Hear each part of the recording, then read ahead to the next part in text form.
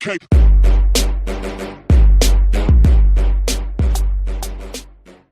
Hey everybody, Doug here from 2 Plus Tough, and as you may or may not know, Seattle is in the middle of a snow apocalypse where the whole city shuts down because we only have 2 snowplows during a huge winter storm. So, in an effort to keep content coming, what I wanted to do was do something a little bit different and do my hobby haul. This week I picked up a whole bunch of stuff for a new faction, a secondary army to my Beastmen. It's not replacing them, but it's kind of gives me something else to paint, and I wanted to share it with you because you might see it on my channel and re-rolling ones. This is a new kind of case of content for me, so if you're interested in kind of my personal hobby and the things that I enjoy and painting and things like that, let me know in the comments down below if this interests you at all. But we're gonna go to the downward cam and take a look. Okay, so drum roll. What is my new faction? It is Kharadron Overlords. My patrons knew this. I let them know a little bit in advance and asked some opinions on it, but absolutely fun story behind this is a local friend, Parker, who's a friend of the show, was getting rid of his. At the same time, Jack from Rolling Ones was like, maybe I'll trade you my Flesh Eater Courts for those guys. And then after the announcements and endless spells, he's like, nah, I kind of want to keep them, which is great because I actually kind of fell in love with these models when I saw them. I have a bunch of stuff to go through I want to show you, but this is really the core. Well, this isn't specifically, this box is not the core of it, but the idea of Kharadron Overlords is the core of it. So I do have these Star Collecting box. If you haven't seen my video doing a review of that box, simply put, it's not the greatest Star Collecting box in terms of getting you set up to use the faction. I did a review of it. I know another YouTuber, Katetsu, said it's the worst of all Star Collecting boxes, which I think a little bit hyperbole, but yeah, this is a great start. You have 3 of the balloon guys, engine riggers, I think is coming to build them as, a unit of Grunstock Thunderers, and the Grunstock Gun Hauler ship. And this, he had a set that was partially built, and nope, this is the one that's totally unbuilt. Okay, so yeah, I'm excited. These ships are absolutely fantastic, and I'm going to show you the paint scheme I'm using right now because I actually already painted one of the ships. So we'll get that done out of the way. In addition to that, I'm going to show you a before and after. So what Parker did was he hired Mark from Rerolling Ones to begin painting, and this is not a completed ship from what it's supposed to look like. But it is kind of the base idea of a Barrack Zilfin, which is kind of the more competitive side of things in terms of movement abilities and things like that. It absolutely looks fantastic. Mark did a great job of airbrushing all the golds, and it has you can't really quite tell, but it does have a great transition from a really bright kind of gold to a nice deep bronze down here on the bottom. And it looks absolutely stunning. He did go with the blue and yellow. And as you can see, it's far from finished, like all the details and rivets like that. Nothing's done. And it wasn't supposed to be. It was just kind of a base coat color thing. But I think it absolutely looks stunning. And even got the little flipper thing on the back that still works. Okay, I dig it. So what I wanted to do, I have 2 of these ships. And so I took one, I did a color scheme. And I already showed it on my Instagram account, which you should follow if you want to see how this project goes.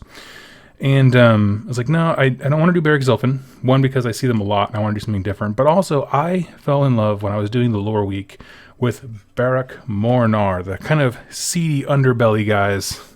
And this is the ship that I made for them. And I'll give you a comparison here. And basically, these 2 looked identical before. I just went ahead and repainted the hull of the ship. Instead of yellow, I went with the deep Stegodon scale blue and some other colors I'll talk about here in a second. And then it's the exact same gold. Mark did a fantastic job airbrushing that gold and bronze, and I just kind of broke it up with some silver and some highlights and things like that, so I'll put that off to the side. We'll just chat about this ship. Absolutely, as I was painting this, I fell in love with it. The whole point of this project was to give me a painting break from Beasts of Chaos. I have painted almost 100 Beasts of Chaos models in about 5 weeks, and so people think that I just love painting hordes and it doesn't bother me. It does after a while. It gets very tiring, and so I wanted to paint something different, which is why this project exists. And that's why I'm still playing Beasts of Chaos. But this actually keeps me playing Beasts of Chaos so I don't lose my mind and sell the faction when I get tired of painting it. I did a few unique things here, and I'll throw some pictures up if I can. It's the first time I ever did windows in terms of adding a glare effect, and how I did that was black with a few different types of blue and then a gloss varnish, so that came out pretty stinking well. I kept all of the same gold and copper and things like that he did for the base ship. I just added some Agrax Earthshade to kind of fill in the recessed shadows, as well as a light dry brush with Stormhost Silver to kind of highlight it a bit. And that's honestly pretty much it. Once you redo the hull, wash it, and then add some silver to break it up a smidge, these two ships are not that dissimilar. But I think this one has kind of the character I'm going for. I like the big stripe rather than just the half and half of the blue and yellow. And what's cool about Barrack Mornar, so all KO follow the code. There are rules for conduct, and these guys are like, nah, those are more like guidelines, and they kind of ignore parts of it, whatever's convenient for them. So they're kind of shady, piratey carriage and overlords. They have a really cool, I think, command ability, or at least an ability they have in general, where in your hero phase, your captain can look at a guy and say, I hate that guy, and everyone who's within 3 inches of him gets a bonus to hit that unit. So that's kind of a cool thing. And I think it's just sweet. So this is a frigate. If you're not actually familiar with KO, I should have started with that. I have 2 frigates. At some point I want to pick up the Ironclad, which is the bigger capital ship guy, and have them all painted up like this. With the other one, I might not do the same blue stripe. I might actually do half and half the same scheme, but with these colors, just to kind of, I might do all the blue and then have the kind of beige up here. If you watched Duncan's most recent painting video, his instructions were for this kind of beige color to do like Xandri Dust, Ushabti Bone, and then highlight with Screaming Skull. Oh, no, sorry, Pallid Witch Flesh was his thing. For me, I wanted to bring it darker a bit, so I just did Xandri Dust and Ushabti Bone, and that was basically it. And I think it came out really stinking well. You can't quite pick it up on the camera here, but every rivet has a little highlight to it, and it absolutely looks great. The crew are missing from both, so I can paint them separately. I'll get these out of here. And the last part of the haul was this big old thing full of Arcanaut Company. Let's see here. So I have, what do I got? 2 units of 10. And what's fantastic about what Parker did, and I'll try to hold this up to the camera, he actually magnetized the arms of these guys, which are still a little finicky, but the weapons do come off. So when I get the extra sprues and stuff like that, I'll be able to basically have weapon options for them, which is astounding because, frankly, I'm not sure if I would always want to take... He only magnetized the heavy weapon options, but I don't think I want all of them. In this faction, they have a unit called the Chemist who can basically point at a unit and say, pick one weapon profile. Everyone in that profile gets a bonus to their attacks. And so it's more beneficial to have a uniform, everyone has the same weapon, because that way you get bigger benefits from that ability. So I don't know if having a bunch of different weapon crews is the best, but I'm going to try it out. So what do we got? We have a whole bunch of, here's like a guy wielding a huge pike. We got a harpoon gun that I just showed earlier. I feel like there was, oh yeah, this guy with the Gatling gun, which is just baller. I love it. And so this is, I don't know what this project is going to be.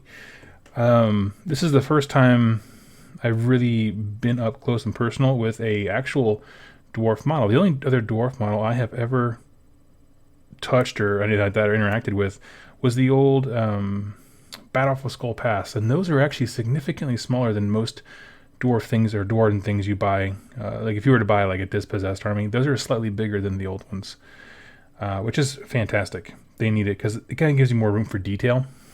And so the way that this is going to shape out with these ships, and I'll put my color scheme here just as a reference, is basically most of their actual uniform is going to be that same khaki color with Rhinox hide for leather and gloves and things like that. And then armor plates, mainly the shoulders and the body carriage, is going to be this same deep blue. It's Stegodon scale green, and I can't remember the blue that Duncan uses. If you look at the tutorial for Barrack Mornar, it's not Teclis blue, but something not too dissimilar from that. It's a nice little pop of color, and just doing some edge highlights with that. So very simple stuff. When it's all said and done, so 20 Arcanaut Company, all the dudes from this set and 2 frigates comes out to be a nice little starting force. I do think there's going to be a lot of value in, first of all, grabbing a Chemist. And then I'm going to really focus on Arcanaut Company and then Engine Riggers. The Gruntstock Thunderers are pretty great. I'm just not sure. They had a rules change at some point where like you can't have multiples of the same weapon; they all have to be different. And that kind of, unless you take their basic super rifle, it kind of lowers their usefulness when it comes to the chemist. But I will figure that out later. For right now, it's just having tons of fun designing and building them. And let's see. Oh, also, last little dude here is I'll put the black background here. This is their Admiral dude, I think. No, it's an Engine Master. Whoever the mechanic guy is. He's got some cool little servo arms over his shoulder helping him wield this mega hammer, which just looks astounding. I love the model range. I'm going to see how hard it is to paint them because they're significantly shorter than most things I paint, which is really a fun challenge, right? Like, it's a lot of detail crammed into a tiny little surface area. This is actually the leader. He has a 3-barrel pistol, which is super cool. I just love this stuff. I love the ridiculousness of it. You know, some people really didn't like the faction when it came out. I love it. I'm all about it. I think the biggest challenge with these specific Argonaut company is that whereas the base gold for the ship was actually a super helpful thing because it meant they didn't have to paint a lot of surface area, that same color scheme applied on a dude, I have to paint quite a bit because all of that has to basically be done with Xandri Dust. In Duncan's tutorial, he primes it with Xandri Dust, which is a huge time saver. So I'm going to be going back in and doing all that. We'll see how quickly that can go. Right now it's just too cold to use any kind of spray primer, which is what I'm limited to. But I sure hope we can get these guys rocking soon. As far as plans for them, I really am hoping they get a new book this year. Not just for my sake. I'm not trying to be a KO player per se. It's just I think the army's in a very strange place. I think the game's evolved past them. So this truly is, I got it as a painting project. It is meant to be that. Just the metallics and stuff like that, like painting this ship just absolutely reinvigorated my love of painting after I got through the slog of painting almost 100 Beastmen, where I had a lot of the same skin tones because I'm doing all Gavespawn themed. A lot of the same, it's just heraldry, all that kind of stuff. I just got kind of burnt out, like all painters do at some point. And so this has been a nice breath of fresh air. It's been absolutely a blast to paint. It looks super good. I love that door face on the bottom of the boat. The frigate face melded into that one, I think, is exceptional.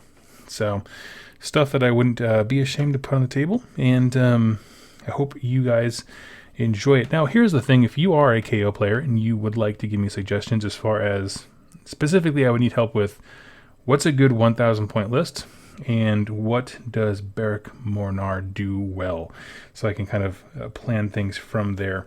Other than that, I've just been really enjoying the models. I love their poses, I love their weapons, I love the ships, and I know a lot of people have requested more KO content, and I mean that in general. Like, I know Rerolling One guys, they get a lot of requests for battle reports that feature KO, just simply because people want to see the army, and they're more like a less competitive, lighthearted format is definitely, I think, more conducive to this army. I think they're much more willing to create a matchup that is more fun to watch than I think other battle report channels are. And so yeah, I think that would actually be a blast, because those guys are awesome at doing like narrative lists, and Mark comes up with all kinds of fun stuff. So I do think I'll have lots of thoughts on the army. I'm going to keep them. I'm going to enjoy painting them. They're a great contrast as far as painting projects to the Beastmen. And eventually I do hope they get a book so I can play them now, and I intend to play them here and there. The thing is, they have a ton of rules, and that's kind of where I struggle, is like memorizing rules. And anytime that I could spend memorizing rules for these guys, I could do that with my Beast of Chaos and practicing that army. So that is kind of the plan. I posted pictures of this, and people were like, "Hey, how's your New Year's resolution going for only Beastmen?" And I said, "Well, that wasn't about painting resolutions. That was about competitive gaming at local events." And so these guys will be on my channel with the new battle report format that I've been doing. There's lots of guns and cannon sounds that I can use for cool sound effects, and I can do voiceovers for these guys. I think it would just be a blast. So anyway, if you have any suggestions for me as far as list building, painting, what else? I don't know, just notable units, any suggestions from KO players, go ahead and leave in the comments down below. I would greatly appreciate it. So friends, thank you so much for watching. Hope you enjoyed that video. Just a little something to kind of give you insight into what I've been working on personally, new projects that are coming down the pipeline, as well as stuff you can look forward to in the next kind of iteration of battle reports that I'm doing in the future. They aren't going to be super regular, the battle reports, but I will absolutely try to get these guys in there once they're fully painted. Thank you all so much for watching. Stay safe out there this winter as we're all kind of hungered down here in Seattle, and I'll see you real soon. Happy wargaming.